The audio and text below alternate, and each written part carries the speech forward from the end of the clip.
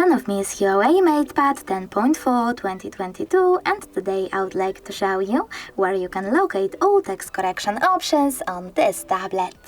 Firstly, go into Settings and scroll all the way down right away.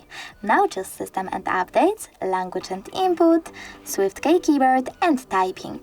Over here, choose Typing and Autocorrect, and as you can see, all text correction features are here. If you wish to enable or disable one of them, just click on the switcher next to the chosen one or click on it and select one of the available options.